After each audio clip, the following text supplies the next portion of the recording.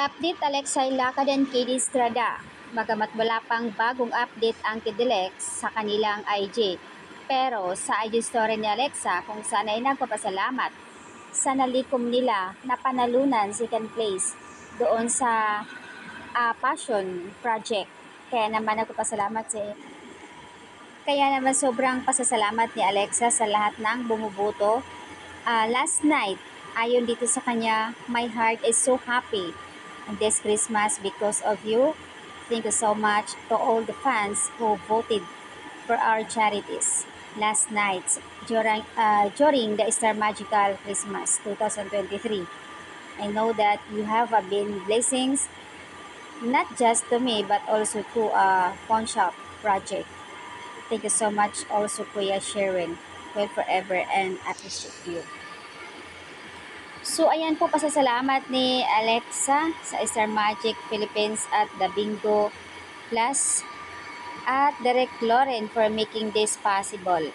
So, ayan po yung pasasalamat ni Alexa dito na panalunan nga nila yung 50,000 from The Bingo Plus Award at dito sa para sa Passion Project.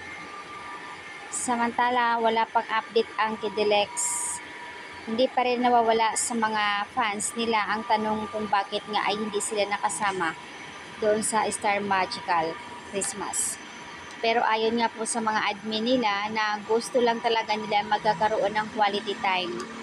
Or either, hindi nakahabol, sabi nila, ang kanilang late na ang kanilang pagpagawa ng costume.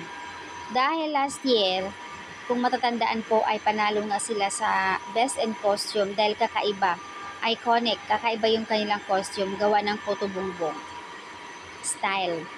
So ayan, yun yung hinala ng karamihan na baka hindi nga nila na nakahabol yung costume nila or talagang gusto nila magkakaroon lang ng quality time. Pahinga, sabi nga. So ayan po yung update guys dito. So far 2 days ago, 2 days na after ng Christmas party, Star Magical Christmas, so wala pa silang update dito guys.